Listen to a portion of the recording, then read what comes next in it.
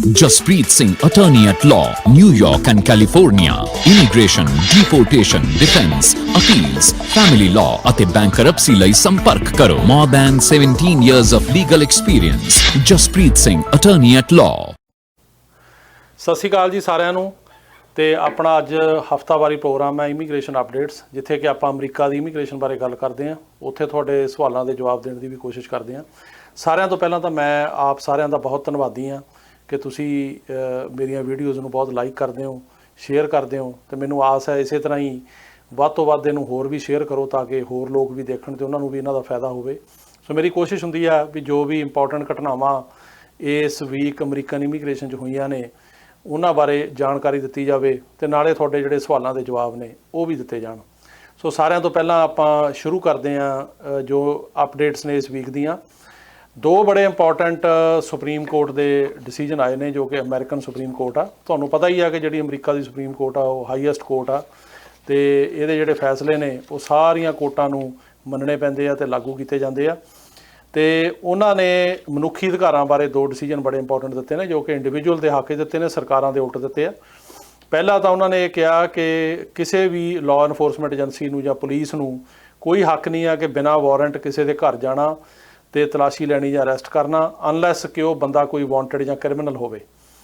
Case ਸੀਗਾ California ਦਾ, ਤੇ California ਦਾ ਇੱਕ ਸਨੋਮਾ ਕਾਊਂਟੀ ਦਾ ਰੀਅਲ ਸਟੇਟ ਬ੍ਰੋਕਰ ਸੀ ਜਿਹਨੇ ਕਿ ਆਪਣੀ ਗੱਡੀ ਦੇ ਵਿੱਚ ਰੇਡੀਓ ਬਹੁਤ ਉੱਚੀ ਲਾਇਆ ਸੀ ਤੇ ਪੁਲਿਸ ਵਾਲੇ ਨੇ ਉਹਨੂੰ ਜਿਹੜਾ ਪੁੱਲ ਕੀਤਾ ਤੇ ਉਸ ਤੋਂ ਬਾਅਦ ਉਹ ਬੰਦੇ ਨੇ ਗੱਡੀ ਜਿਹੜੀ ਆ ਉਹ ਭਜਾ ਕੇ ਆਪਣੇ ਉਹ ਯਾਰਡ 'ਚ ਲੈ ਗਿਆ, ਆਪਣੇ ਘਰ ਦੇ ਨੇੜੇ ਹੋਣਾ ਕਿਤੇ, ਤੇ ਆਪਣੀ ਡਰਾਈਵੇ 'ਚ ਲੈ ਗਿਆ ਤੇ ਉਦੋਂ ਬਾਅਦ ਗਰਾਜ 'ਚ ਲੈ ਗਿਆ। ਪੁਲਿਸ ਵਾਲਾ ਵੀ ਪਿੱਛੇ ਹੀ ਆ ਗਿਆ ਤੇ ਉਹਦੇ ਗਰਾਜ ਦੇ ਵਿੱਚ ਆ ਕੇ ਜਦੋਂ ਉਹਨੂੰ ਪੁਲਿਸ ਵਾਲੇ ਨੇ ਉਹਨੂੰ ਫੜਿਆ ਤੇ ਉਹਨੂੰ ਇਹ ਪਤਾ ਲੱਗਿਆ ਵੀ ਇਹ ਬੰਦੇ ਨੇ ਸ਼ਰਾਬ ਪੀਤੀ ਹੋਈ ਆ ਤੇ ਉਹਨੂੰ ਪੁਲਿਸ ਵਾਲੇ ਨੇ ਟਿਕਟ ਦੇ ਦਿੱਤੀ ਡਰੰਕ ਡਰਾਈਵਿੰਗ ਦੀ। ਉਹਦੇ ਘਰ ਦੇ ਗਰਾਜ ਦੇ ਵਿੱਚ ਆ ਗਏ ਤੇ ਉਹ ਫਿਰ ਰਾਈਟ ਟੂ ਪ੍ਰਾਈਵੇਸੀ ਜਿਹੜਾ ਸੀ ਉਹਦਾ ਕੇਸ ਸੀਗਾ ਵੀ ਉਹ ਵਾਇਲੇਟ ਹੋਇਆ। ਤੇ ਸੁਪਰੀਮ ਕੋਰਟ ਨੇ ਇਹ ਗੱਲ ਕਹੀ ਆ ਕਿ ਜਿਹੜੀ 4th ਅਮੈਂਡਮੈਂਟ ਆ ਅਮਰੀਕਨ ਕੌਂਸਟੀਟਿਊਸ਼ਨ ਦੀ ਉਹ ਰੋਕਦੀ ਆ ਪੁਲਿਸ ਨੂੰ ਕਿਸੇ ਵੀ ਡਰਾਈਵੇ ਜਾਂ ਕਿਸੇ ਦੇ ਘਰ ਦੇ ਅੰਦਰ ਜਾਣ ਤੋਂ ਜਦ ਤੱਕ ਕਿ ਕੋਈ ਟਰੂ ਐਮਰਜੈਂਸੀ ਨਾ ਹੋਵੇ ਜਾਂ ਕੋਈ ਸਰਚ ਵਾਰੰਟ ਨਾ ਹੋਵੇ। ਸੋ ਉਹਨਾਂ ਦਾ ਓਪੀਨੀਅਨ ਹੈਗਾ ਜਸਟਿਸਿਸ ਦਾ ਕਿ this case did not involve pursuing a felon fleeing from the scene of major crime. ਤੇ ਉਹ ਕਹਿੰਦੇ ਆ ਕਿ the need to pursue a misdemeanor does not trigger a categorical rule allowing home entry even absent a law enforcement emergency. When the nature of the crime, the nature of the flight and surrounding facts present no such exigency, officers must respect the sanctity of the home, which means that they must get a warrant. ਤੇ ਉਹਨਾਂ ਨੇ ਕਿਹਾ supreme court ਦੇ justice ਨੇ ਕਿ ਇਹ ਇਦਾਂ ਦਾ case ਨਹੀਂ ਸੀਗਾ ਜਿਹਦੇ ਵਿੱਚ ਕਿ ਜਿਹੜਾ ਇਹ ਬੰਦਾ ਸੀ ਇਹ ਕੋਈ ਫੈਲਨ ਸੀਗਾ ਜਾਂ ਕੋਈ ਲਾਅ ਇਨਫੋਰਸਮੈਂਟ ਤੋਂ ਜਿਹੜਾ ਭੱਜਿਆ ਸੀ ਜਾਂ ਭਗੌੜਾ ਸੀ। ਤੇ ਇਸ ਕੇਸ ਦੇ ਵਿੱਚ ਬਿਨਾਂ ਵਾਰੰਟ ਤੋਂ ਤੁਸੀਂ ਕਿਸੇ ਦੇ ਘਰ ਨਹੀਂ ਜਾ ਸਕਦੇ। ਉਹ ਸਿਰਫ ਤਾਂ ਹੀ ਜਾ ਸਕਦੇ ਹੋ ਜੇ ਬੰਦਾ ਕੋਈ ਜਿਹੜਾ ਕ੍ਰਿਮੀਨਲ ਹੋਵੇ, ਫੈਲਨ ਹੋਵੇ ਜਾਂ ਪੁਲਿਸ ਲਾਅ ਇਨਫੋਰਸਮੈਂਟ ਤੋਂ ਉਹ ਭੱਜਿਆ ਹੋਵੇ ਤੇ ਵਾਂਟਡ ਹੋਵੇ। ਉਸ ਤੋਂ ਬਿਨਾਂ ਤੁਸੀਂ ਜਿਹੜਾ ਉਹ ਨਹੀਂ ਜਾ ਸਕਦੇ। ਇਹਦੇ ਨਾਲ ਨਾਲ ਜਿਹੜਾ ਦੂਜਾ ਇੰਪੋਰਟੈਂਟ ਡਿਸੀਜਨ ਹੈ ਉਹ ਫਾਰਮ ਵਰਕਰਸ ਬਾਰੇ ਆ। ਉਹਦੇ ਵਿੱਚ ਕੋਰਟ ਨੇ ਇੱਕ ਕੈਲੀਫੋਰਨੀਆ ਦਾ ਬੜਾ ਪੁਰਾਣਾ ਕੈਲੀਫੋਰਨੀਆ ਲੇਬਰ ਰੂਲ ਸੀ ਜਿਹਨੂੰ ਕਿ ਅਵੋਇਡ ਕਰਤਾ। ਇਹ ਜਿਹੜਾ ਰੂਲ ਹੈ ਯੂਨੀਅਨ ਆਰਗੇਨਾਈਜ਼ਰਸ ਨੂੰ ਐਕਸੈਸ ਦਿੰਦਾ ਸੀਗਾ ਪ੍ਰਾਈਵੇਟ ਫਾਰਮ ਲੈਂਡ 'ਤੇ ਜਾ ਕੇ ਵਰਕਰਾਂ ਨਾਲ ਗੱਲ ਕਰਨ ਲਈ। ਸੋ ਜੇ ਵਰਕਰ ਕਿਸੇ ਦੇ ਫਾਰਮ 'ਤੇ ਕੰਮ ਕਰ ਰਹੇ ਆ ਤੇ ਜਿਹੜੇ ਉਹਦੇ ਯੂਨੀਅਨ ਦੇ ਆਰਗੇਨਾਈਜ਼ਰ ਨੇ, ਜਿਹੜੀ ਫਾਰਮ ਯੂਨੀਅਨ ਹੁੰਦੀ ਆ, ਉਹ ਉਹਦੇ ਫਾਰਮ 'ਤੇ ਜਾਂ ਬੰਦੇ ਦੇ ਘਰ ਜਾ ਕੇ ਬਿਨਾਂ ਪਰਮਿਸ਼ਨ ਤੋਂ ਗੱਲ ਕਰ ਸਕਦੇ ਸੀ। ਤੇ ਇਹਨੂੰ ਜਿਹੜਾ ਸੁਪਰੀਮ ਕੋਰਟ ਨੇ ਕਿਹਾ ਵੀ ਇਹ ਜਿਹੜਾ ਰਾਈਟ ਹੈਗਾ ਪ੍ਰੋਪਰਟੀ ਓਨਰਸ਼ਿਪ ਦਾ ਉਹਦੇ ਅਗੇਂਸਟ ਆ। ਤੇ ਇਸ ਕਰਕੇ ਉਹਨਾਂ ਨੇ ਇਹ ਕਿਹਾ ਕਿ this rule violates property rights protected by the Constitution. The 5th Amendment says private property shall not be taken for public use without just compensation. So ਜਿਹੜੀ ਅਮਰੀਕਾ ਦੇ ਸੰਵਿਧਾਨ ਦੀ 5th Amendment ਆ ਉਹ ਰਾਈਟ ਦਿੰਦੀ ਆ ਹਰ ਬੰਦੇ ਨੂੰ ਵੀ ਜਿਹੜੀ ਉਹਦੀ ਪ੍ਰੋਪਰਟੀ ਆ ਉਹਨੂੰ ਪੂਰਾ ਹੱਕ ਹੈ ਤੇ ਉਹਦੇ ਉੱਤੇ ਕੋਈ ਬੰਦਾ ਉਹਦੀ ਪਰਮਿਸ਼ਨ ਤੋਂ ਬਿਨਾਂ ਨਾ ਆ ਸਕਦਾ, ਨਾ ਹੀ ਸਰਕਾਰ ਉਹ ਪ੍ਰੋਪਰਟੀ ਲੈ ਸਕਦੀ ਆ। ਤੇ ਇਸ ਕਰਕੇ ਕਿਸੇ ਦੇ ਘਰ ਜਿਹੜੇ ਫਾਰਮ ਯੂਨੀਅਨ ਵਾਲੇ ਆ ਉਹ ਜਾਂ ਕਿਸੇ ਦੇ ਫਾਰਮ ਦੇ ਉੱਤੇ ਕਿਉਂਕਿ ਫਾਰਮ ਵੀ ਕਿਸੇ ਦਾ ਪ੍ਰਾਈਵੇਟ ਪ੍ਰੋਪਰਟੀ ਆ ਉਹਦੇ ਉੱਤੇ ਉਹ ਵਿਦਆਊਟ ਪਰਮਿਸ਼ਨ ਨਹੀਂ ਜਾ ਸਕਦੇ। ਸੋ ਇਹ ਦੋ ਬੜੇ ਇੰਪੋਰਟੈਂਟ ਜਿਹੜੇ ਸੁਪਰੀਮ ਕੋਰਟ ਦੇ ਡਿਸੀਜਨ ਸੀ। ਹੁਣ ਜਿਹੜਾ ਤੀਸਰਾ ਸੁਪਰੀਮ ਕੋਰਟ ਦਾ ਇੰਪੋਰਟੈਂਟ ਡਿਸੀਜਨ ਆ ਉਹ ਹੈਗਾ NCAA ਬਾਰੇ। ਇਹਦੇ 'ਚ ਸੁਪਰੀਮ ਕੋਰਟ ਨੇ ਕਿਹਾ ਕਿ unanimous Supreme Court said on Monday that student athletes could receive education related payments. ਤੇ ਉਹਨਾਂ ਨੇ ਇਹ ਕਿਹਾ ਕਿ ਜਿਹੜੇ ਸਟੂਡੈਂਟਸ ਨੇ ਤੇ ਨਾਲ ਐਥਲੀਟ ਨੇ ਜਿਹੜੇ 18 ਸਾਲ ਤੋਂ ਘੱਟ ਮਤਲਬ ਸਟੂਡੈਂਟ ਸਕੂਲਾਂ ਕਾਲਜਾਂ 'ਚ ਪੜ੍ਹਦੇ ਨੇ ਪਰ ਨਾਲ ਐਥਲੀਟ ਹੈਗੇ ਆ, ਤੇ ਉਹ ਤੁਹਾਨੂੰ ਪਤਾ ਕਿ ਸਪੋਰਟਸ ਦੇ ਵਿੱਚ ਅਮਰੀਕਾ ਜਿਹੜਾ ਹੈਗਾ ਉਹ ਕਿੰਨੀ ਜ਼ਿਆਦਾ ਇੱਥੇ ਕੇਅਰ ਹੁੰਦੀ ਹੈ ਸਪੋਰਟਸ ਵਾਲੇ ਸਟੂਡੈਂਟਸ ਦੀ। ਤੇ ਜਿਹੜੇ ਸਪੋਰਟਸ ਦੇ ਵਿੱਚ ਹਿੱਸਾ ਲੈਂਦੇ ਨੇ ਤੇ ਉਹ ਬੜੇ ਪ੍ਰੋਮਿਸਿੰਗ ਨੇ, ਗਾਂਹ ਜਾ ਕੇ ਵੱਡੇ ਐਥਲੀਟ ਉਹਨਾਂ ਨੇ ਬਣਨਾ। ਤੇ ਉਹ ਜਿਹੜੇ ਸਟੂਡੈਂਟ ਨੇ ਉਹਨਾਂ ਨੂੰ ਐਜੂਕੇਸ਼ਨ ਰਿਲੇਟਡ ਪੇਮੈਂਟ ਜਿਹੜੀ ਆ ਉਹ ਦਿੱਤੀ ਜਾ ਸਕਦੀ ਆ, ਤਾਂ ਉਹਨੂੰ ਤੁਸੀਂ ਉਹਦੀ ਜਿਹੜੀ ਅਮਾਊਂਟ ਹੈਗੀ ਆ ਉਹਨੂੰ ਕਟੇਲ ਨਹੀਂ ਕਰ ਸਕਦੇ, ਘੱਟ ਨਹੀਂ ਕਰ ਸਕਦੇ। ਹੁਣ ਨਾਰਮਲੀ ਕੀ ਆ ਵੀ ਇਹਨਾਂ ਨੂੰ ਜਿਹੜਾ ਹੈਗਾ ਉਹ ਟਿਊਸ਼ਨ ਮਾਫ ਕੀਤੀ ਜਾਂਦੀ ਆ, ਇਹਨਾਂ ਦੀਆਂ ਫੀਸ ਮਾਫ ਕੀਤੀਆਂ ਜਾਂਦੀਆਂ ਨੇ, ਇਹਨਾਂ ਨੂੰ ਰਹਿਣ ਦੇ ਜਿਹੜੇ ਕਮਰੇ ਆ ਜਿਹੜੇ ਉਹਦੇ ਐਕਸਪੈਂਸ ਆ ਜਾਂ ਕਿਤਾਬਾਂ ਦੇ ਐਕਸਪੈਂਸ ਮਾਫ ਕੀਤੇ ਜਾਂਦੇ ਆ। ਤੇ ਇਹਦੇ ਨਾਲ $6000 ਤੱਕ ਇਹਨਾਂ ਨੂੰ ਜਿਹੜਾ ਹੈਗਾ ਉਹ ਪੈਸੇ ਵੀ ਮਿਲਦੇ ਆ। ਪਰ ਜਿਹੜੀ ਸੁਪਰੀਮ ਕੋਰਟ ਆ ਉਹਨੇ ਕਿਹਾ ਵੀ ਇਹ 'ਤੇ ਕੋਈ ਲਿਮਿਟ ਨਹੀਂ ਲੱਗ ਸਕਦੀ। ਤੇ ਇਹ ਕਿਉਂਕਿ ਜਿਹੜੇ ਵੱਡੇ ਐਥਲੀਟ ਨੇ ਉਹਨਾਂ ਦੀਆਂ ਸੈਲਰੀਜ਼ ਤਾਂ ਮਿਲੀਅਨਸ ਦੇ ਵਿੱਚ ਹੁੰਦੀਆਂ ਨੇ, ਤੇ ਜਿਹੜੇ ਇਹ ਕਾਲਜਾਂ ਸਕੂਲਾਂ 'ਚ ਪੜ੍ਹਦੇ ਆ ਇਹਨਾਂ ਨੂੰ ਬਹੁਤ ਘੱਟ ਪੈਸੇ ਦਿੱਤੇ ਜਾਂਦੇ। ਹਾਲਾਂਕਿ ਇਹਨਾਂ ਵਿੱਚੋਂ ਵੀ ਕਈ ਬਹੁਤ ਜਿਹੜੇ ਪ੍ਰੋਮਿਸਿੰਗ ਹੁੰਦੇ ਆ ਤੇ ਗਾਂਹ ਜਾ ਕੇ ਗੋਲਡ ਮੈਡਲ ਜਿੱਤਦੇ ਨੇ ਓਲੰਪਿਕਸ ਦੇ ਵਿੱਚ, ਬਹੁਤ ਵੱਡੇ ਐਥਲੀਟ ਜਾਂ ਬਹੁਤ ਵੱਡੇ ਪਲੇਅਰ ਬਣਦੇ ਆ। ਸੁਪਰੀਮ ਕੋਰਟ ਨੇ ਕਿਹਾ ਵੀ ਤੁਸੀਂ ਡਿਸਕ੍ਰਿਮੀਨੇਸ਼ਨ ਨਹੀਂ ਕਰ ਸਕਦੇ ਵੀ ਜੇ ਇੱਕ ਐਥਲੀਟ ਸਕੂਲ ਜਾਂ ਕਾਲਜ 'ਚ ਪੜ੍ਹਦਾ ਜਾਂ ਛੋਟੀ ਉਮਰ ਦਾ ਉਹਨੂੰ ਤੁਸੀਂ ਘੱਟ ਪੈਸੇ ਦਿੰਦੇ ਆ, ਤੇ ਉਹੀ ਬੰਦਾ ਜਦੋਂ ਗਾਂਹ ਜਾ ਕੇ ਪ੍ਰੋਫੈਸ਼ਨਲ ਪਲੇਅਰ ਬਣ ਜਾਂਦਾ ਤਾਂ ਉਹਨੂੰ ਤੁਸੀਂ ਬਹੁਤ ਜ਼ਿਆਦਾ ਪੈਸੇ ਦਿੰਦੇ ਆ, ਜਿੰਨੇ ਉਹ ਮੰਗਦਾ ਉਹਨੇ ਦੇ ਦਿੰਦੇ ਹੋ, ਤੇ ਉਹਦੀ ਕੋਈ ਲਿਮਿਟ ਨਹੀਂ ਹੈਗੀ। ਤੇ ਇਸ ਕਰਕੇ ਤੁਸੀਂ ਇਸ ਕਿਸਮ ਦੀ ਡਿਸਕ੍ਰਿਮੀਨੇਸ਼ਨ ਨਹੀਂ ਕਰ ਸਕਦੇ। ਜੇ ਕੋਈ ਬੰਦਾ ਪ੍ਰੋਮਿਸਿੰਗ ਹੈਗਾ ਤੇ ਉਹਨੂੰ ਤੁਸੀਂ ਜਿਹੜੀ ਐਡੁਕੁਏਟ ਕੰਪਨਸੇਸ਼ਨ ਆ ਉਹ ਤੁਹਾਡੀ ਦੇਣੀ ਬਣਦੀ ਆ। ਇਹ ਲਾਅ ਸੂਟ ਤੋਂ ਪਹਿਲਾਂ the schools were allowed to provide tuition and fees, room, board, books and other expenses related to the cost of attendance. ਤੇ ਉਹ ਉਹਨਾਂ ਨੂੰ ਉਹਨਾਂ ਕੀ ਦਿੰਦੇ ਸੀ ਜਿੰਨੀ ਕੁ ਲੋੜ ਆ ਉਹਨੂੰ। ਪਰ ਸੁਪਰੀਮ ਕੋਰਟ ਨੇ ਕਿਹਾ ਵੀ ਜੇ ਕੋਈ ਜਿਹੜਾ ਸਟੂਡੈਂਟ ਆ ਉਹ ਬਹੁਤ ਪ੍ਰੋਮਿਸਿੰਗ ਐਥਲੀਟ ਆ ਜਾਂ ਉਹ ਬੜਾ ਆਊਟਸਟੈਂਡਿੰਗ ਆ ਤਾਂ ਉਹਨੂੰ ਜਿੰਨੀ ਕੁ ਲੋੜ ਆ ਉਨੀ ਗੱਲ ਨਹੀਂ, ਉਹਨੂੰ ਤੁਸੀਂ ਵੱਧ ਵੀ ਜਿਹੜੀ ਹੈਗੀ ਹੈ ਕੰਪਨਸੇਸ਼ਨ ਉਹ ਦੇ ਸਕਦੇ ਹੋ। ਤੇ ਇਸ ਤੋਂ ਬਾਅਦ ਜਿਹੜੀ ਹੋਰ ਇੰਪੋਰਟੈਂਟ ਖਬਰ ਹੈਗੀ ਹੈ ਜਿਹਦੇ ਬਾਰੇ ਆਪਾਂ ਗੱਲ ਕਰਨੀ ਆ ਉਹ ਹੈਗੀ ਆ ਕਿ ਕੈਲੀਫੋਰਨੀਆ ਦੀ ਜਿਹੜੀ 9 ਸਰਕਟ ਕੋਰਟ ਆ ਇਹਨੇ ਅਸੌਲਟ ਜਿਹੜਾ ਕੈਲੀਫੋਰਨੀਆ ਦਾ ਅਸੌਲਟ ਵੈਪਨ ਬੈਨ ਸੀ ਉਹ ਦੁਬਾਰਾ ਰੀਇਨਸਟੇਟ ਕਰਤਾ, ਦੁਬਾਰਾ ਲਾਗੂ ਕਰਤਾ। ਪਿੱਛੇ ਜੇ ਮੈਂ ਤੁਹਾਨੂੰ ਇੱਕ ਪ੍ਰੋਗਰਾਮ ਦੇ ਵਿੱਚ ਦੱਸਿਆ ਵੀ ਸੀ ਕਿ ਜਿਹੜੀ ਸੈਨ ਡੀਏਗੋ ਦੀ ਕੋਰਟ ਆ ਇੱਥੋਂ ਦੀ, ਉਹਨੇ ਕੈਲੀਫੋਰਨੀਆ ਦਾ ਇੱਕ ਲਾਜ਼ ਹੈਗਾ ਕਿ ਜਿਹੜੇ ਅਸੌਲਟ ਵੈਪਨਸ ਨੇ ਜਿਹੜੀਆਂ ਕਿ ਰਾਈਫਲ ਲੋਕਾਂ ਨੂੰ ਮਾਰਨ ਲਈ ਜਾਂ ਕਿਸੇ ਨੂੰ ਜਿਹੜਾ ਹੈਗਾ ਲੜਾਈ ਦੇ ਵਿੱਚ ਯੂਜ਼ ਹੁੰਦੀਆਂ ਨੇ, ਉਹਨਾਂ ਨੂੰ ਤੁਸੀਂ ਨਹੀਂ ਇੱਥੇ ਮਤਲਬ ਖਰੀਦ ਸਕਦੇ ਤੇ ਰੱਖ ਸਕਦੇ, ਜਿਨ੍ਹਾਂ ਵਿੱਚ ਕਿ AR-15 ਜਿਹੜੀ ਹੈਗੀ ਰਾਈਫਲ ਵੀ ਹੈਗੀ ਆ।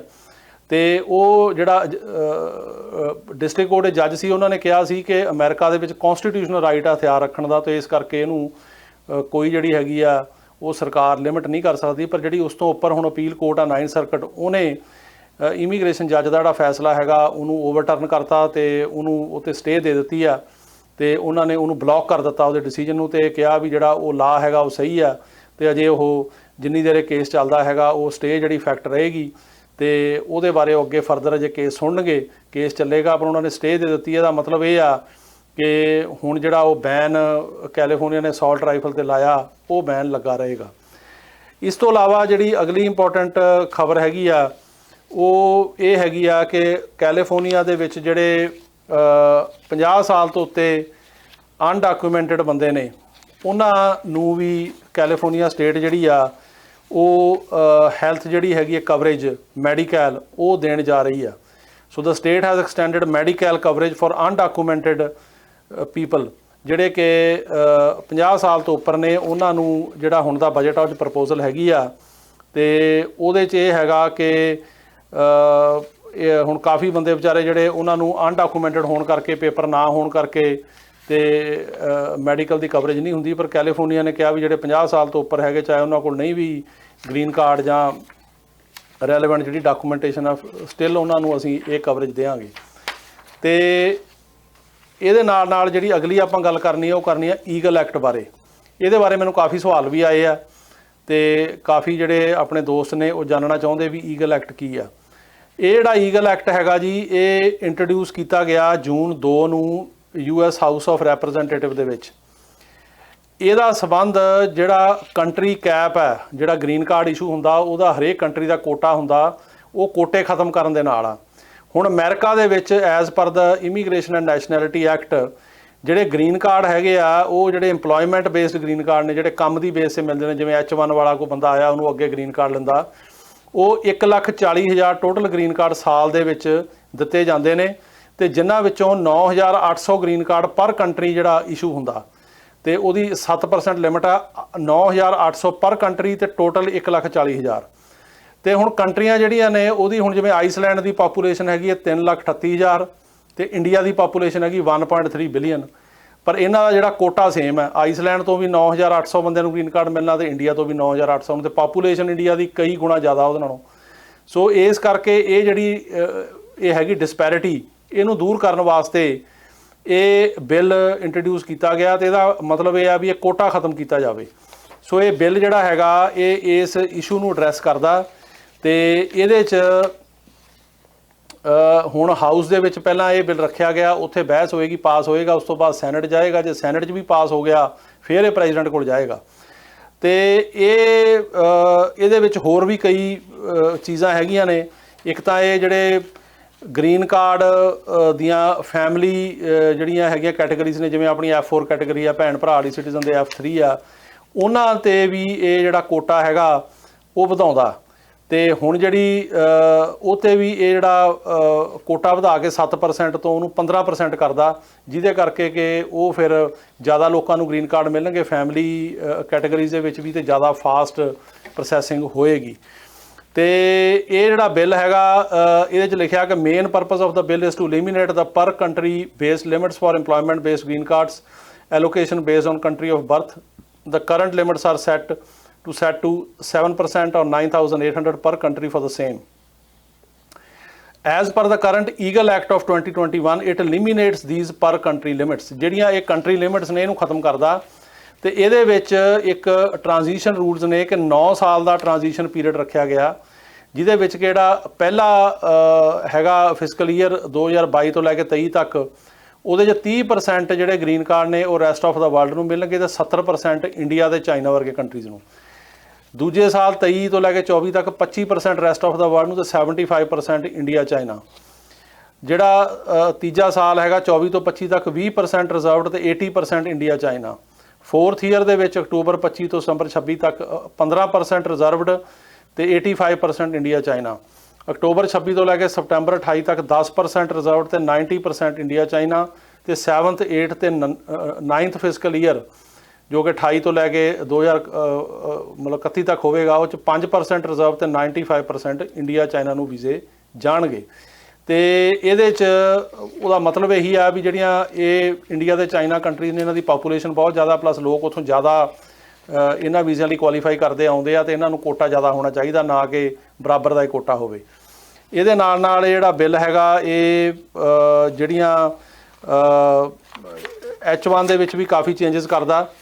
ਤੇ ਇਹ 'ਚ ਇਹ ਆ ਵੀ ਇਹ ਬਿੱਲ ਪਾਸ ਹੋਣ ਦੇ within 180 days from the effective date of the bill, the Department of Labor should set up a searchable internet website to post H1B positions that are available to be viewed by the public for free. The job has to be posted for at least 30 days on the website and has to have all below information: job description, title, occupational classification, education, training, salary and wage details, location of the employment, process to apply for position. DOL may work with private companies, non-profit orgs to develop and manage the H1B job website. 180 ਦਿਨ ਦੇ ਵਿੱਚ ਇੱਕ site ਬਣਾਊਗਾ department of labour, ਉਹਦੇ ਵਿੱਚ ਜਿਹੜੀ ਵੀ H1 ਦੀ job post ਹੋਣੀ ਆ ਉਹ 30 ਦਿਨ ਦੇ ਵਿੱਚ ਜਿਹੜੀ ਜੌਬ ਹੈਗੀ ਆ ਉਹ ਪੋਸਟ ਹੋਊਗੀ, ਤੇ 30 ਦਿਨ ਤੱਕ ਉਹ ਜੌਬ ਉੱਤੇ ਜਿਹੜੀ ਹੈਗੀ ਪੋਸਟ ਰਹੂਗੀ ਸਾਈਟ ਤੇ। ਤੇ ਉਹਦੇ ਵਿੱਚ ਆਹ ਸਾਰੀ ਇਨਫੋਰਮੇਸ਼ਨ ਹੋਊਗੀ ਕਿ ਜੌਬ ਡਿਸਕ੍ਰਿਪਸ਼ਨ, ਸੈਲਰੀ ਕੀ ਆ, ਆਕੂਪੇਸ਼ਨ ਕੀ ਆ, ਐਜੂਕੇਸ਼ਨ ਕਿੰਨੀ ਚਾਹੀਦੀ ਆ, ਟ੍ਰੇਨਿੰਗ ਕੀ ਆ, ਤੇ ਇਹਦਾ ਪ੍ਰੋਸੈਸ ਕੀ ਹੋਊਗਾ, ਤੇ ਜਿਹੜੀ ਲੋਕੇਸ਼ਨ ਕੀ ਹੋਊ, ਕਿੱਥੇ ਕੰਮ ਹੋਊਗਾ, ਇਸ ਤਰ੍ਹਾਂ। ਉਹਦੇ ਵਿੱਚ ਜੇ ਕੋਈ ਅਪਲਾਈ ਕਰੂਗਾ ਤਾਂ ਉਹ ਫਿਰ ਜਿਹੜੇ ਉਹਦੇ ਰੈਜ਼ੂਮੇ ਹੋਣਗੇ ਅੱਗੇ ਫਾਰਵਰਡ ਕਰਨੇ ਹੋਣਗੇ। ਤੇ ਜਿਹੜਾ LCA ਹੁੰਦਾ ਉਹਨੂੰ ਵੀ ਜਿਹੜਾ ਹੈਗਾ ਉਹ ਪ੍ਰਵੇਲਿੰਗ ਵੇਜ ਦਾ ਜਿਹੜਾ H1 ਵਾਲਿਆਂ ਨੂੰ ਲੈਣਾ ਪੈਂਦਾ, ਉਹਦੇ ਵਿੱਚ ਵੀ ਚੇਂਜਸ ਕੀਤੀਆਂ ਨੇ। ਤੇ ਇਹਦੇ ਨਾਲ ਨਾਲ ਜਿਹੜੀਆਂ ਪੈਨਲਟੀਜ਼ ਹੈਗੀਆਂ ਫਰਾਡ ਵਗੈਰਾ ਲਈ ਜਾਂ ਜਿਹੜੇ LCA ਨੂੰ ਵਾਇਲੇਸ਼ਨ ਕਰਨਗੇ ਉਹ ਵੀ ਵਧਾਈਆਂ ਨੇ। ਇਹਦੇ ਜਿਹੜੀ ਪੈਨਲਟੀ ਆ ਉਹ ਹੁਣ 3000 ਹੈਗੀ ਵਾਇਲੇਸ਼ਨ ਦੀ, ਉਹ ਵਧਾ ਕੇ 15,000 ਤੇ 1 ਲੱਖ ਦੇ ਕਰੀਬ ਕਰ ਦਿੱਤੀ ਆ। ਤੇ ਇਹਦੇ 'ਚ ਜਿਹੜੇ ਐਡਜਸਟਮੈਂਟ ਆਫ ਸਟੇਟਸ ਆਪਾਂ ਗ੍ਰੀਨ ਕਾਰਡ ਅਪਲਾਈ ਕਰਨਗੇ ਤੇ ਉਹਨਾਂ ਨੂੰ ਵੀ ਇਹ ਕਿਹਾ ਗਿਆ ਕਿ you can apply for adjustment of status using I-485 both applicant and eligible dependents if you have immigrant petition, ਜਿਵੇਂ I-140 ਫਾਈਲ ਕੀਤੀ ਜਾਂਦੀ ਆ ਜਿਹੜੀ ਇੰਪਲੋਇਮੈਂਟ ਬੇਸਡ ਹੁੰਦੀ ਆ ਐਪਲੀਕੇਸ਼ਨ ਗ੍ਰੀਨ ਮਤਲਬ ਪਹਿਲਾਂ, ਤੇ ਉਹਦੀ ਬੇਸ 'ਤੇ ਜੇ ਹੋਈ ਆ ਤਾਂ ਫਿਰ ਤੁਸੀਂ ਗ੍ਰੀਨ ਕਾਰਡ ਅਪਲਾਈ ਕਰ ਸਕਦੇ ਹੋ ਆਪਣੇ ਲਈ ਤੇ ਆਪਣੇ ਡਿਪੈਂਡੈਂਟ ਲਈ। ਤੇ ਜਿਹੜੀ 2 ਸਾਲ ਤੋਂ ਵੱਧ ਪੈਂਡਿੰਗ ਹੋਏਗੀ ਉਹਨਾਂ ਨੂੰ ਵਰਕ ਪਰਮਿਟ ਵਗੈਰਾ ਮਿਲ ਜੂਗਾ ਤੇ ਉਹਨਾਂ ਨੂੰ ਪ੍ਰਾਇਓਰਟੀ ਵਾਸਤੇ ਮਤਲਬ ਵੇਟ ਨਹੀਂ ਕਰਨੀ ਪਊਗੀ ਤੇ ਉਹ ਸਿੱਧਾ ਹੀ ਗ੍ਰੀਨ ਕਾਰਡ ਅਪਲਾਈ ਕਰ ਸਕਣਗੇ ਜੇ 2 ਸਾਲ ਤੋਂ ਵੱਧ ਤੁਹਾਡਾ I-140 ਨੂੰ ਅਪਰੂਵ ਹੋਏ ਨੂੰ ਹੋ ਗਏ। ਇਹ ਬਹੁਤ ਇੰਪੋਰਟੈਂਟ ਜਿਹੜੀ ਪ੍ਰੋਵੀਜ਼ਨ ਆ ਤੇ ਇਹ 'ਚ ਜਿਹੜੇ ਹੈਗੇ ਵਰਕ ਪਰਮਿਟ ਐਡਵਾਂਸ ਪਰੋਲ ਵੀ ਹੈਗੀ ਆ। ਤਾਂ ਇਸ ਕਿਸਮ ਦੀਆਂ ਕਾਫੀ ਚੇਂਜਸ ਨੇ। ਪਰ ਮੈਂ ਤੁਹਾਨੂੰ ਇੱਕ ਗੱਲ ਦੱਸ ਦਿਆਂ ਵੀ ਇਹ ਜਿਹੜਾ ਬਿੱਲ ਹੈਗਾ ਜੇ ਇੰਟਰੋਡਿਊਸ ਹੋਇਆ, ਪਾਸ ਨਹੀਂ ਹੋਇਆ। ਸੋ ਪਹਿਲਾਂ ਇਹ ਹਾਊਸ ਨੇ ਪਾਸ ਕਰਨਾ, ਫਿਰ ਸੈਨੇਟ ਨੇ ਕਰਨਾ, ਫਿਰ ਲਾ ਬਣਨਾ। ਸੋ ਹੁਣ ਇਹ ਨਹੀਂ ਪਤਾ ਵੀ ਇਹ ਇਸੇ ਰੂਪ 'ਚ ਪਾਸ ਹੋਊਗਾ ਕਿ ਚੇਂਜਸ ਹੋਣਗੇ ਜਾਂ ਪਾਸ ਹੋਊਗਾ ਵੀ ਕਿ ਨਹੀਂ। ਸੋ ਇਸ ਕਰਕੇ ਜਿਵੇਂ ਜਿਵੇਂ ਅਪਡੇਟ ਹੋਊਗੀ ਉਵੇਂ ਦੱਸਦੇ ਰਹਾਂਗੇ। ਅੱਗੇ ਵੀ 2 ਬਿੱਲ ਹਾਊਸ ਤੋਂ ਪਾਸ ਹੋ ਕੇ ਸੈਨੇਟ 'ਚ ਗਏ ਆ। ਇੱਕ ਤਾਂ ਜਿਹੜੇ 18 ਸਾਲ ਤੋਂ ਘੱਟ ਬੱਚੇ ਨੇ ਅਨਡਾਕੂਮੈਂਟਡ ਉਹਨਾਂ ਨੂੰ ਪੱਕਾ ਕਰਨ ਲਈ, ਇੱਕ ਫਾਰਮ ਵਰਕਰ ਤੇ TPS ਵਗੈਰਾ ਲਈ, ਉਹ ਅਜੇ ਤੱਕ ਸੈਨੇਟ ਦੇ ਵਿੱਚ ਉੱਥੇ ਅੜੇ ਪਏ ਆ, ਉਹਦਾ ਕੋਈ ਹੱਲ ਨਹੀਂ ਨਿਕਲਿਆ। ਸੈਨੇਟ ਬਾਰੇ ਇੱਕ ਹੋਰ ਜਾਣਕਾਰੀ ਦੇ ਦਾਂ ਕਿ ਇਹ ਕੱਲ੍ਹ ਦੀ ਖਬਰ ਹੈਗੀ ਆ ਕਿ ਜਿਹੜੀਆਂ ਦੋਨੇ ਮੇਜਰ ਪਾਰਟੀਜ਼ ਨੇ ਰਿਪਬਲਿਕਨ ਤੇ ਡੈਮੋਕ੍ਰੈਟਿਕ, ਉਹਨਾਂ ਦੇ ਜਿਹੜੇ ਲੀਡਰਸ ਨੇ ਸੈਨੇਟ ਦੇ, ਤੇ ਉਹਨਾਂ ਦਾ ਆਪਸੀ ਸਮਝੌਤਾ ਹੋ ਗਿਆ ਇਨਫਰਾਸਟ੍ਰਕਚਰ ਬਿੱਲ ਬਾਰੇ। ਜਿਹੜਾ ਪ੍ਰੈਜ਼ੀਡੈਂਟ ਬਾਈਡਨ ਇਨਫਰਾਸਟ੍ਰਕਚਰ ਬਿੱਲ ਲਿਆਉਣਾ ਚਾਹੁੰਦੇ ਨੇ ਕਿ ਅਮਰੀਕਾ ਵਿੱਚ ਸੜਕਾਂ, ਪੁਲ ਇਹ ਜਿਹੜੇ ਹੈਗੇ ਆ ਨਵੇਂ ਬਣਾਉਣੇ ਆ ਜਾਂ ਜਿਹੜੇ ਐਗਜ਼ਿਸਟਿੰਗ ਹੈਗੇ ਉਹਨਾਂ ਨੂੰ ਇੰਪਰੂਵ ਕਰਨਾ, ਉਹਦੇ ਵਾਸਤੇ ਪਹਿਲਾਂ ਅਮਾਊਂਟ ਦੇ ਉੱਤੇ ਕਾਫੀ ਜਿਹੜੇ ਹੈਗੇ ਰਿਪਬਲਿਕਨ ਪਾਰਟੀ ਕਹਿ ਰਹੀ ਸੀ ਅਮਾਊਂਟ ਬਹੁਤ ਜ਼ਿਆਦਾ ਹੈਗੀ, ਡੈਮੋਕ੍ਰੈਟਿਕ ਪਾਰਟੀ ਕਹਿ ਰਹੀ ਸੀ 6 ਜਿਹੜਾ ਹੈਗਾ ਟ੍ਰਿਲੀਅਨ ਤੱਕ ਖਰਚਾ ਆਊਗਾ, ਉਹ ਕਹਿ ਰਹੇ ਸੀ ਨਹੀਂ ਘੱਟ ਕਰੋ। ਇਹ ਤਕਰੀਬਨ ਇਹਨਾਂ ਦਾ ਸਮਝੌਤਾ ਹੋ ਗਿਆ ਤੇ 1 ਟ੍ਰਿਲੀਅਨ ਤੋਂ ਘੱਟ ਉਹ ਰਹੂਗਾ। ਤੇ ਉਹਦੇ ਨਾਲ ਇਹ ਆ ਵੀ ਅਗਲੇ 10 ਸਾਲ ਦੇ ਵਿੱਚ ਜਿਹੜੀਆਂ ਇੱਥੇ ਹੈਗੀਆਂ ਸੜਕਾਂ, ਪੁਲ ਉਹ ਬਣਨਗੇ ਤੇ ਜਿਹੜਾ ਇਨਫਰਾਸਟ੍ਰਕਚਰ ਆ ਉਹ ਜੋ ਕਿ ਅੱਜ ਕੱਲ੍ਹ ਦੇ ਮੁਤਾਬਕ ਚਾਹੀਦਾ ਉਹ ਇੰਪਰੂਵ ਹੋਏਗਾ ਤੇ ਉਹਦੇ ਨਾਲ ਨਾਲ ਜੌਬਾਂ ਵੀ ਕਾਫੀ ਕ੍ਰੀਏਟ ਹੋਣਗੀਆਂ। ਸੋ ਇਹ ਹੋ ਸਕਦਾ ਜੁਲਾਈ ਦੇ ਵਿੱਚ ਇਹ ਬਿੱਲ ਪਾਸ ਹੋ ਜਾਵੇ। ਇਹ ਪਾਸ ਹੋਣ ਦੇ ਨਾਲ ਸਾਡੇ ਜਿਹੜੇ ਇਮੀਗ੍ਰੇਸ਼ਨ ਦੇ ਬਿੱਲ ਅੜੇ ਪਏ ਆ ਉਹਨਾਂ ਦੇ ਵਿੱਚ ਵੀ ਉਮੀਦ ਹੈਗੀ ਆ ਕਿ ਕੋਈ ਨਾ ਕੋਈ ਜਿਹੜੀ ਹੈਗੀ ਆ ਉਹ ਅੱਗੇ ਗੱਲ ਤੁਰੂਗੀ, ਹੈਡਵੇ ਹੋਊਗਾ। ਨਹੀਂ ਤਾਂ ਅਜੇ ਤੱਕ ਤਾਂ ਉਹ ਬਿੱਲ ਉੱਦਾਂ ਹੀ ਉੱਥੇ ਅੜੇ ਹੀ ਪਏ ਆ। ਤੇ ਅਗਲੀ ਖਬਰ ਜਿਹੜੀ ਆ ਉਹ ਇਹ ਆ ਕਿ ਨਿਊਯਾਰਕ ਦੀ ਸੁਪਰੀਮ ਕੋਰਟ ਨੇ ਰੂਡੀ ਜੁਲਿਆਨੀ ਦਾ ਲਾਅ ਲਾਇਸੈਂਸ ਸਸਪੈਂਡ ਕਰਤਾ। ਰੂਡੀ ਜੁਲਿਆਨੀ ਪਹਿਲਾਂ ਮੇਅਰ ਰਹੇ ਨੇ ਨਿਊਯਾਰਕ ਦੇ ਤੇ ਵਕੀਲ ਨੇ ਤੇ ਉਹ ਪ੍ਰੈਜ਼ੀਡੈਂਟ ਟਰੰਪ ਦੇ ਵਕੀਲ ਸੀਗੇ। ਤੇ ਜਿਹੜੀ ਕੋਰਟ ਨੇ ਕਿਹਾ ਕਿ ਜੁਲਿਆਨੀ made demonstrably false and misleading statements to courts, lawmakers and public when he was representing former President Trump and his campaign in their failed effort to overturn the 2020 election results। ਉਹਨਾਂ ਨੇ ਕਿਹਾ ਕਿ ਇਹਨਾਂ ਨੇ ਜਿਹੜੀ ਇਲੈਕਸ਼ਨ ਦੇ result ਓਵਰਟਰਨ ਕਰਨ ਬਾਰੇ ਕੇਸ ਕੀਤੇ ਸੀਗੇ ਟਰੰਪ ਨੇ। ਤੁਹਾਨੂੰ ਯਾਦ ਹੋਊਗਾ ਟਰੰਪ ਨੇ ਬਹੁਤ ਕੇਸ ਕੀਤੇ ਕਈ ਸਟੇਟਾਂ 'ਚ ਤੇ ਉਹਨਾਂ ਦੇ ਵਕੀਲ ਇਹ ਸੀਗੇ ਰੂਡੀ ਜੁਲਿਆਨੀ। ਤੇ ਉਹਨਾਂ ਨੇ ਕਿਹਾ ਵੀ ਇਹਨਾਂ ਨੇ ਝੂਠ ਬੋਲਿਆ ਸਟੇਟਾਂ ਦੇ ਵਿੱਚ ਜਾ ਕੇ ਕਿ ਇਹ ਇਲੈਕਸ਼ਨ ਗਲਤ ਹੋਈ ਆ, ਇਹ ਇਲੈਕਸ਼ਨ ਦੇ ਵਿੱਚ ਹੇਰਾਫੇਰੀ ਕੀਤੀ ਗਈ ਹੈ ਜਿਹਦਾ ਕਿ ਕੋਈ ਆਧਾਰ ਨਹੀਂ ਸੀ। ਤੇ ਉਹਨਾਂ ਨੇ ਕਿਹਾ ਕਿ ਵਕੀਲ ਜਿਹੜਾ ਰਿਸਪੈਕਟੇਬਲ ਬੰਦਾ ਉਹ ਇਦਾਂ ਦੇ ਬਿਆਨ ਨਹੀਂ ਦੇ ਸਕਦਾ, ਇਸ ਕਰਕੇ ਉਹਨਾਂ ਦਾ ਜਿਹੜਾ ਲਾਇਸੈਂਸ ਆ ਉਹ ਕੈਂਸਲ ਕਰ ਦਿੱਤਾ, ਸਸਪੈਂਡ ਕਰਤਾ। ਤੇ ਹੁਣ ਉਸ ਤੋਂ ਬਾਅਦ ਅੱਗੇ ਪ੍ਰੋਸੀਡਿੰਗ ਚੱਲੂਗੀ। ਉਹਦੇ ਵਿੱਚ ਜੁਲਿਆਨੀ ਨੂੰ ਜਿਹੜਾ ਹੈਗਾ ਉਹ ਆਪਣਾ ਜਿਹੜਾ ਪੱਖ ਰੱਖਣ ਦਾ ਮੌਕਾ ਮਿਲੂਗਾ, ਪਰ ਫਿਲਹਾਲ ਉਹਨਾਂ ਨੂੰ ਸਸਪੈਂਡ ਕੀਤਾ ਤੇ ਹੁਣ ਅੱਗੇ ਦੇਖਦੇ ਹਾਂ ਇਹਦੇ ਵਿੱਚ ਕੀ ਹੁੰਦਾ। ਸੋ ਇਹ ਸੀਗੀਆਂ ਇੰਪੋਰਟੈਂਟ ਖਬਰਾਂ ਜੋ ਕਿ ਇਸ ਵੀਕ ਦੀਆਂ ਆਪਣੀਆਂ। ਤੇ ਹੁਣ ਜਿਹੜਾ ਸਮਾਂ ਹੋ ਗਿਆ ਤੁਹਾਡੇ ਸਵਾਲਾਂ ਦੇ ਜਵਾਬ ਦੇਣ ਦਾ। ਤੇ ਇਹਦੇ 'ਚ ਦੇਖੋ ਜੀ, ਸਭ ਤੋਂ ਪਹਿਲਾ ਜਿਹੜਾ ਸਵਾਲ ਆਪਣਾ ਉਹ ਇਹ ਆ ਕਿ ਉਹ ਇਹ ਕਹਿ ਰਹੇ ਆ ਕਿ ਜਿਹੜੀ F4 ਦੀ ਕੈਟਾਗਰੀ ਆ ਇਹਦੇ ਵਿੱਚ ਜ਼ਿਆਦਾ ਮੂਵਮੈਂਟ ਨਹੀਂ ਹੋ ਰਹੀ, 2005 ਹੀ ਚੱਲ ਰਿਹਾ ਤੇ ਇਹ ਮੂਵਮੈਂਟ ਹੋਣੀ ਚਾਹੀਦੀ ਆ ਤੇ ਇਹ ਕਿਉਂ ਨਹੀਂ ਹੋ ਰਹੀ। ਦੇਖੋ ਜੀ, ਇਸ ਤਰ੍ਹਾਂ ਆ ਕਿ ਅਜੇ ਬਿਲਕੁਲ ਠੀਕ ਆ ਉਹ 'ਚ 2005 ਹੀ ਚੱਲ ਰਿਹਾ ਤੇ ਅਜੇ ਜਿਹੜਾ 2-3 ਵੀਕ ਹੀ ਪਿੱਛੇ ਮੂਵ ਹੋਈ ਆ ਕੈਟਾਗਰੀ। ਉਹਦੇ ਪਿੱਛੇ ਕਈ ਕਾਰਨ ਨੇ। ਪਹਿਲਾ ਕਾਰਨ ਤਾਂ ਇਹ ਹੈਗਾ ਕਿ ਇੰਡੀਆ ਦੇ ਵਿੱਚ ਜਿਹੜੀ ਹੈਗੀ ਆ ਉਹ ਕਾਫੀ ਜ਼ਿਆਦਾ ਉੱਥੇ ਜਿਹੜੀਆਂ ਇੰਟਰਵਿਊ ਸੀ ਕੈਂਸਲ ਕੀਤੀਆਂ ਗਈਆਂ। ਤੇ ਦੂਜਾ ਕਾਰਨ ਇਹ ਹੈਗਾ ਕਿ ਜਿਹੜੀ ਸਰਕਾਰ ਸੀ ਪਿਛਲੀ ਉਹਨੇ ਬੈਨ ਲਾ ਕੇ ਰੱਖਿਆ ਸੀਗਾ ਤੇ ਅੰਬੈਸੀ ਬੰਦ ਰਹੀ ਕੁਛ ਦੇਰ।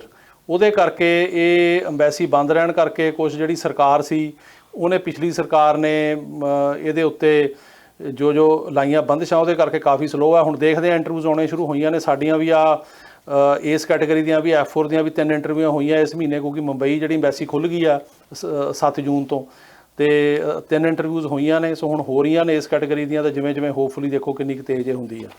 ਅਗਲਾ ਸਵਾਲ ਜਿਹੜਾ ਹੈਗਾ ਉਹ ਸਵਾਲ ਹੈਗਾ ਜੀ ਕਿ ਉਹ ਇਹ ਕਹਿ ਰਹੇ ਆ ਕਿ ਸਰ ਮੈਂ ਆਪਣਾ I-751 ਲਾਸਟ ਈਅਰ ਅਪਲਾਈ ਕੀਤਾ ਸੀ ਅਕਤੂਬਰ 'ਚ, ਤੇ ਉਹਨਾਂ ਨੇ ਮੈਨੂੰ 17 ਤੋਂ 24 ਮਹੀਨੇ ਦੀ ਐਕਸਟੈਂਸ਼ਨ ਦਿੱਤੀ ਸੀਗੀ, ਤੇ ਮੈਂ ਹੁਣ ਸਿਟੀਜ਼ਨਸ਼ਿਪ ਲਈ ਅਪਲਾਈ ਕਰ ਸਕਦਾ ਕਿ ਨਹੀਂ, ਕਿਉਂਕਿ ਮੈਨੂੰ ਗ੍ਰੀਨ ਕਾਰਡ ਨੂੰ ਆਲਮੋਸਟ 3 ਸਾਲ ਹੋ ਗਏ। ਦੇਖੋ ਇਸ ਤਰ੍ਹਾਂ ਆ ਕਿ ਜਦੋਂ ਆਪਾਂ ਕੰਡੀਸ਼ਨ ਰਿਮੂਵਲ ਦਾ ਅਪਲਾਈ ਕਰਦੇ ਹਾਂ, ਇਹ ਕੰਡੀਸ਼ਨ ਰਿਮੂਵਲ ਦਾ ਉਦੋਂ ਅਪਲਾਈ ਹੁੰਦਾ ਜਦੋਂ ਕਿਸੇ ਨੂੰ 2 ਸਾਲ ਦਾ ਵਿਆਹ ਦਾ ਗ੍ਰੀਨ ਕਾਰਡ ਮਿਲਿਆ ਹੋਵੇ। ਜਦੋਂ ਆਪਾਂ ਸਿਟੀਜ਼ਨ ਨਾਲ ਕੋਈ ਵਿਆਹ ਕਰਦੇ ਹਾਂ ਗ੍ਰੀਨ ਕਾਰਡ ਹੋਲਡਰ ਨਾਲ, ਉਹਨੂੰ 2 ਸਾਲ ਦਾ ਗ੍ਰੀਨ ਕਾਰਡ ਮਿਲਦਾ ਜੇ ਵਿਆਹ ਨੂੰ 2 ਸਾਲ ਤੋਂ ਘੱਟ ਟਾਈਮ ਹੋਇਆ।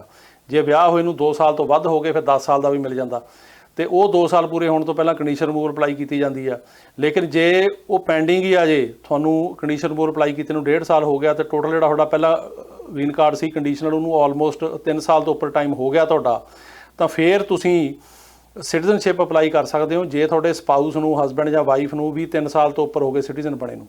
ਸੋ ਜੇ ਤੁਹਾਨੂੰ as a green card holder 3 ਸਾਲ ਹੋ ਗਏ ਤੇ ਤੁਹਾਡੇ ਵਾਈਫ ਜਾਂ ਹਸਬੈਂਡ ਨੂੰ ਵੀ 3 ਸਾਲ ਤੋਂ ਉੱਤੇ ਸਿਟੀਜ਼ਨ ਬਣੇ ਨੂੰ ਹੋ ਗਏ, ਤਾਂ ਤੁਸੀਂ ਸਿੱਧੀ ਸਿਟੀਜ਼ਨਸ਼ਿਪ ਵੀ ਅਪਲਾਈ ਕਰ ਸਕਦੇ ਹੋ ਉਹਦੇ ਨਾਲ। ਤੇ ਉਹ ਕੀ ਕਰਦੇ ਆ ਵੀ ਕੰਡੀਸ਼ਨ ਰਿਮੂਵਲ ਵੀ ਉਸੇ ਟਾਈਮ ਕਰ ਦਿੰਦੇ ਆ ਤੇ ਸਿਟੀਜ਼ਨਸ਼ਿਪ ਵੀ ਦੇ ਦਿੰਦੇ ਆ। ਸੋ ਤੁਸੀਂ ਐਪਲੀਕੇਸ਼ਨ ਇਹ ਭਰ ਸਕਦੇ ਹੋ। ਉਦੋਂ ਬਾਅਦ ਅਗਲਾ ਸਵਾਲ ਹੈ ਜੀ, ਉਹ ਇਹ ਕਹਿ ਰਹੇ ਆ ਕਿ ਸਟੂਡੈਂਟ ਵੀਜ਼ੇ ਨੂੰ ਮੈਂ ਕਿਵੇਂ ਕਨਵਰਟ ਕਰ ਸਕਦਾ ਆ ਟੂਰਿਸਟ ਵੀਜ਼ੇ ਤੋਂ, ਤੇ ਨਾਲੇ H1 ਵੀਜ਼ੇ ਦੇ ਵਿੱਚ ਵੀ, ਜਿਵੇਂ ਕੋਈ ਬੰਦਾ ਟੂਰਿਸਟ ਵੀਜ਼ੇ ਤੇ ਆਇਆ ਉਹ ਸਟੂਡੈਂਟ ਵੀਜ਼ਾ ਤੇ H1 ਵੀਜ਼ਾ ਕਿਵੇਂ ਲੈ ਸਕਦਾ। ਦੇਖੋ ਇਹ 'ਚ ਇੰਟੈਂਟ ਦਾ ਚੱਕਰ ਹੁੰਦਾ, ਜਦੋਂ ਤੁਸੀਂ ਇੱਥੇ ਜਿਹੜਾ ਵਿਜ਼ਟਰ ਵੀਜ਼ੇ ਤੇ ਆਉਂਦੇ ਹੋ B1 B2 ਤੇ ਇੰਟੈਂਟ ਤੁਹਾਡੀ ਘੁੰਮਣ ਫਿਰਨ ਦੀ ਤੇ ਵਾਪਸ ਜਾਣ ਦੀ ਹੁੰਦੀ ਆ। ਲੇਕਿਨ ਤੁਸੀਂ ਜੇ ਕਹਿੰਦੇ ਹੋ ਵੀ ਹੁਣ ਮੈਂ ਸਟੂਡੈਂਟ ਵੀ ਇੱਥੇ ਬਣਨਾ, ਮੈਂ ਪੜ੍ਹਨਾ ਆ, ਤੇ ਇਹਨੂੰ F1 ਵੀਜ਼ਾ ਜਿਹੜਾ ਸਟੂਡੈਂਟ ਕਨਵਰਟ ਕਰਨਾ ਜਾਂ H1 'ਚ ਕਰਨਾ, ਤਾਂ ਉਹਦੇ ਲਈ ਫਿਰ ਤੁਹਾਨੂੰ ਵੇਟ ਕਰਨਾ ਪਊਗਾ 3 ਮਹੀਨੇ। ਉਸ ਤੋਂ ਬਾਅਦ ਐਡਮਿਸ਼ਨ ਲੈਣੀ ਪਊਗੀ, F1 ਲਈ ਐਡਮਿਸ਼ਨ ਲੈ ਕੇ ਤੁਹਾਨੂੰ ਸਕੂਲ ਜਾਣਾ ਪਊਗਾ, ਉਹ ਸਕੂਲ ਤੋਂ I-20 ਫਾਰਮ ਲੈਣਾ ਪਊਗਾ। ਹਰ ਸਕੂਲ ਸਪੋਂਸਰ ਨਹੀਂ ਕਰਦਾ ਸਟੂਡੈਂਟ ਵੀਜ਼ੇ ਲਈ, ਸੋ ਜਿਹੜਾ ਸਕੂਲ ਸਪੋਂਸਰ ਕਰਦਾ ਉੱਥੇ ਐਡਮਿਸ਼ਨ ਲੈ ਕੇ ਤਾਂ ਫਿਰ ਅੱਗੇ ਹੁੰਦਾ, ਪਰ ਤੁਸੀਂ ਓਵਰਸਟੇ ਨਹੀਂ ਕਰ ਸਕਦੇ। ਸੋ ਤੁਹਾਨੂੰ ਉਨੀ ਦੇਰ ਵਾਸਤੇ ਇਨ ਸਟੇਟਸ ਹੀ ਰਹਿਣਾ ਪਏਗਾ। ਤੇ ਇੱਕ ਹੋਰ ਸਵਾਲ ਹੈ ਜੀ, ਉਹ ਇਹ ਕਹਿ ਰਹੇ ਆ ਕਿ ਕੋਈ ਖਬਰ ਹੈਗੀ ਆ ਕਿ ਜਿਹੜੇ ਇਮੀਗ੍ਰੈਂਟ ਵੀਜ਼ੇ ਨੇ ਮੁੰਬਈ ਦੇ ਹੁਣ ਮਤਲਬ ਉਹ ਕਿੰਨੇ ਕੁ ਤੇਜ਼ ਚੱਲ ਰਹੇ ਨੇ, ਤੇ ਕੀ ਜਿਹੜਾ ਕਾਉਂਸਲੇਟ ਆ ਮੁੰਬਈ ਤੋਂ ਦਿੱਲੀ ਮੂਵ ਹੋਏਗਾ। ਦੇਖੋ ਇਸ ਤਰ੍ਹਾਂ ਜੀ ਕਿ ਜਿਹੜੇ ਇਮੀਗ੍ਰੈਂਟ ਵੀਜ਼ੇ ਹੈਗੇ ਆ ਇਹ ਅੱਗੇ ਨਾਲੋਂ ਮੂਵ ਹੋਣੇ ਸ਼ੁਰੂ ਹੋਏ ਆ। ਅੰਬੈਸੀ ਖੁੱਲ੍ਹ ਗਈ ਆ 7 ਜੂਨ ਤੋਂ, ਤੇ ਮੂਵਮੈਂਟ ਹੋ ਰਹੀ ਆ। ਸਾਡੀਆਂ ਆਪਣੀਆਂ 3 ਇੰਟਰਵਿਊਜ਼ F4 ਕੈਟੇਗਰੀ ਦੀਆਂ ਹੋਈਆਂ ਇਸੇ ਮਹੀਨੇ ਦੇ ਵਿੱਚ ਆਪਣਾ 7 ਜੂਨ ਤੋਂ ਬਾਅਦ। ਤੇ ਜਿਹੜੀ ਕਾਉਂਸਲੇਟ ਕਦੋਂ ਮੂਵ ਹੋਏਗਾ ਇਹਦੇ ਬਾਰੇ ਕੁਝ ਕਹਿ ਨਹੀਂ ਸਕਦੇ, ਪਰ ਰੈਪਰੈਜ਼ੈਂਟੇਸ਼ਨ ਹੋ ਰਹੀ ਆ। ਸਾਡੀ ਵੀ ਮੇਰੀ ਮੀਟਿੰਗ ਹੋਣੀ ਹੈਗੀ ਆ 2 US ਸੈਂਟਰਾਂ ਦੇ ਨਾਲ ਜੁਲਾਈ ਦੇ ਵਿੱਚ ਇਮੀਗ੍ਰੇਸ਼ਨ ਬਾਰੇ। ਉਹਦੇ ਵਿੱਚ ਮੈਂ ਮਸਲਾ ਜ਼ਰੂਰ ਚੱਕਾਂਗਾ, ਕਿਉਂਕਿ ਬਹੁਤ ਮੁਸ਼ਕਲ ਹੁੰਦੀ ਆ ਲੋਕਾਂ ਨੂੰ ਜਿਹੜੇ ਕਿ ਦਿੱਲੀ ਤੋਂ ਜਿਹੜੇ ਹੈਗੇ ਬੰਬੇ ਜਾਣਾ ਪੈਂਦਾ। ਦਿੱਲੀ ਨੇੜੇ ਆ ਪੰਜਾਬ ਤੋਂ, ਤੇ ਇਸ ਕਰਕੇ ਦਿੱਲੀ ਆ ਜਾਵੇ ਤਾਂ ਬੈਟਰ ਆ। ਤੇ ਇਹ ਜਿਹੜਾ ਫੈਸਲਾ ਸੀ ਮੁੰਬਈ ਮੂਵ ਕਰਨ ਦਾ, ਇਹ ਟਰੰਪ ਐਡਮਿਨਿਸਟ੍ਰੇਸ਼ਨ ਦਾ ਫੈਸਲਾ ਸੀਗਾ, ਜੋ ਕਿ ਪੈਰੈਂਟਲੀ ਗਲਤ ਹੈ। ਤੇ ਇਹਨੂੰ ਆਪਾਂ ਗੱਲਬਾਤ ਕਰਕੇ ਟਰਾਈ ਕਰਾਂਗੇ ਜੇ ਇਹ ਫੈਸਲਾ ਜਿਹੜਾ ਹੈਗਾ ਉਹ ਚੇਂਜ ਹੋ ਜਾਵੇ। ਬਾਕੀ ਦੇਖੋ ਅਜੇ ਇਹਦੇ ਬਾਰੇ ਕੁਝ ਕਿਹਾ ਨਹੀਂ ਜਾ ਸਕਦਾ, ਫਿਲਹਾਲ ਇੰਟਰਵਿਊ ਮੁੰਬਈ ਹੀ ਹੁੰਦੀ ਆ। ਅਗਲਾ ਸਵਾਲ ਹੈ ਜੀ ਕਿ F3 ਅਪਲਾਈ ਹੋਇਆ ਸਾਡਾ ਤੇ ਬੱਚੇ ਦੀ ਉਮਰ 21 ਸਾਲ ਤੋਂ ਉੱਪਰ ਆ, ਕੀ child status protection act cover ਕਰੇਗਾ ਤੇ ਇਹਨਾਂ ਦੀ ਫੀਸ ਲਈ ਜਾਏਗੀ। ਦੇਖੋ ਇਸ ਤਰ੍ਹਾਂ ਆ, F3 ਕੈਟੇਗਰੀ 'ਚ ਹੁਣ ਫਿਲਹਾਲ ਚੱਲ ਰਿਹਾ 1 ਸਤੰਬਰ 2008, ਸੋ ਸਪਟੈਂਬਰ 1 2008। ਇਹ ਕੈਟੇਗਰੀ ਉਹ ਆ ਜਿਹਦੇ ਵਿੱਚ ਕਿ ਜਿਹੜੇ ਮੈਰਿਡ ਬੱਚਿਆਂ ਦਾ ਅਪਲਾਈ ਕਰਦੇ ਨੇ ਸਿਟੀਜ਼ਨ, ਤੇ ਇਹਦੇ 'ਚ 21 ਸਾਲ ਤੋਂ ਉੱਪਰ ਬੱਚੇ ਆ ਜਾਂਦੇ ਨੇ ਜੇ child status protection act cover ਕਰੇ। ਉਹਦੀ ਇੱਕ ਕੈਲਕੂਲੇਸ਼ਨ ਹੁੰਦੀ ਆ, ਜੇ ਉਸ ਕੈਲਕੂਲੇਸ਼ਨ ਦੇ ਵਿੱਚ ਤੁਸੀਂ ਆਓਗੇ ਤਾਂ ਫਿਰ ਕਵਰ ਹੋ ਸਕਦਾ। ਕੈਲਕੂਲੇਸ਼ਨ ਇਹ ਆ ਵੀ ਜਦੋਂ ਅਪਲਾਈ ਕੀਤਾ ਉਹ ਦਿਨ ਦੇਖਣਾ ਪੈਂਦਾ, ਤੇ ਫਿਰ ਜਦੋਂ ਅਪਰੂਵਲ ਆਈ ਆ, ਕਿਉਂਕਿ ਅਪਰੂਵਲ ਕਈ ਵਾਰ ਤਾਂ 6 ਮਹੀਨੇ 'ਚ ਆ ਜਾਂਦੀ, ਕਈ ਵਾਰ 5 ਸਾਲ ਨਹੀਂ ਆਉਂਦੀ, ਅੱਜ ਕੱਲ੍ਹ ਤਾਂ 10 ਸਾਲ ਨਹੀਂ ਆਉਂਦੀ ਅਪਰੂਵਲ।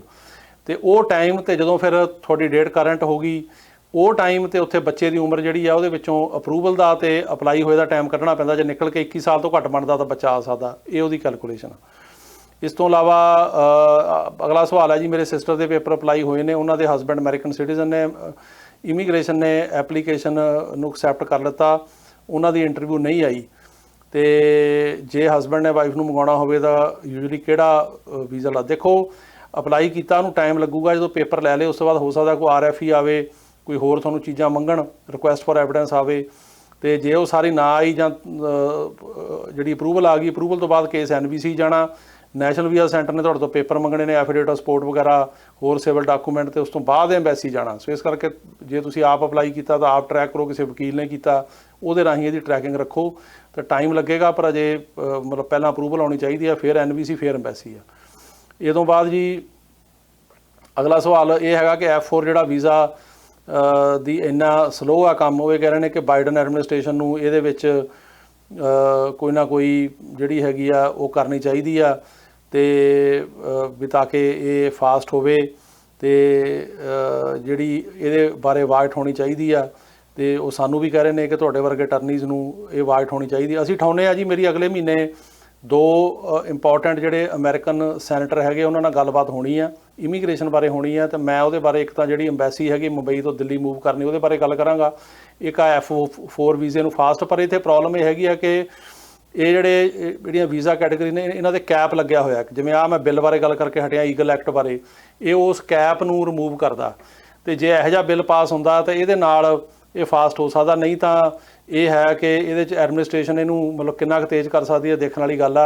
ਕਿਉਂਕਿ ਇਹ ਜਿਹੜੇ ਕਾਂਗਰਸ ਨੇ ਇਹ ਜਿਹੜੀ ਲਿਮਿਟ ਸੈੱਟ ਕੀਤੀ ਹੁੰਦੀ, ਜਿਹੜਾ ਪਹਿਲਾਂ ਐਕਟ ਇੰਟਰੋਡਿਊਸ ਕੀਤਾ ਸੀਗਾ ਸਿਟੀਜ਼ਨਸ਼ਿਪ ਐਕਟ ਆਫ 2021, ਉਹਦੇ ਵਿੱਚ ਵੀ ਪ੍ਰੋਵੀਜ਼ਨ ਰੱਖੀ ਵੀ ਜਿਹਨੂੰ 10 ਸਾਲ ਤੋਂ ਉੱਪਰ ਹੋ ਗਏ ਉਹਨੂੰ ਆਉਣ ਦੀ ਪਰਮਿਸ਼ਨ ਦਿਓ, ਵਰਕ ਪਰਮਿਟ ਦਿਓ। ਪਰ ਅਜੇ ਪਾਸ ਨਹੀਂ ਹੋਇਆ ਬਿੱਲ, ਵਿੱਚ ਹੀ ਅਜੇ ਉਹ ਲਾ ਨਹੀਂ ਬਣ ਸਕਿਆ।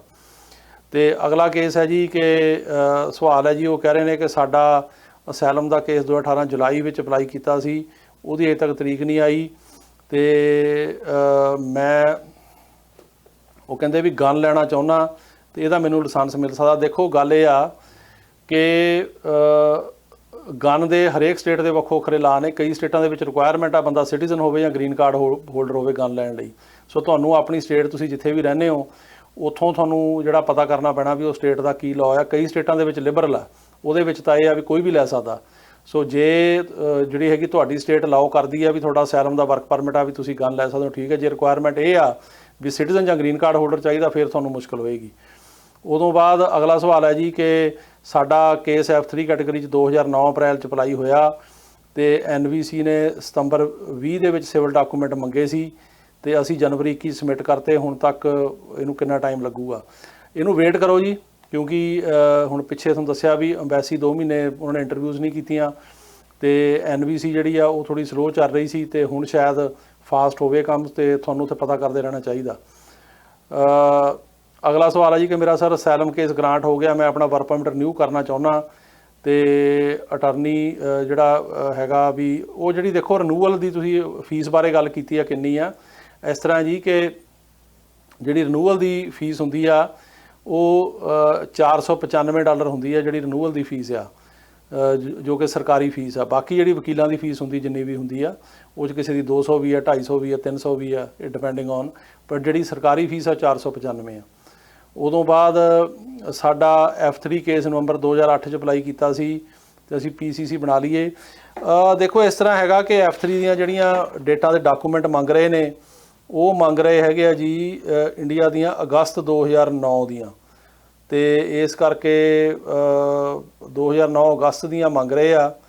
ਤੇ ਤੁਸੀਂ ਹੁਣ ਇਹ ਦੇਖ ਲਓ ਕਿ ਨਵੰਬਰ 2008 'ਚ ਅਪਲਾਈ ਕੀਤਾ। ਹਾਂ, ਤੁਹਾਨੂੰ PCC ਬਣਾ ਲੈਣੀ ਚਾਹੀਦੀ ਹੈ ਕਿਉਂਕਿ ਅਗਸਤ 2009 ਤੱਕ ਦੀਆਂ ਉਹ ਪੇਪਰ ਵਰਕ ਜਿਹੜਾ ਮੰਗ ਰਹੇ ਆ।